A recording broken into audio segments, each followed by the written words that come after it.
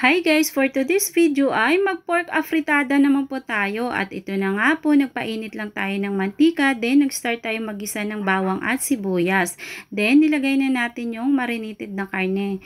Minekos-mekos lang natin to ng very light and then nung nag-evaporate na yung liquid galing sa karne ay naglagay naman tayo ng tubig para palambutin naman po natin ito. And yung medyo malambot na, tsaka tayo naglagay ng tomato sauce. Then naglagay tayo ng patatas at carrots. Then, sinunod na rin po natin yung hotdog. Minekos-mekos lang natin ng very light. Then, nagseason tayo ng paminta powder.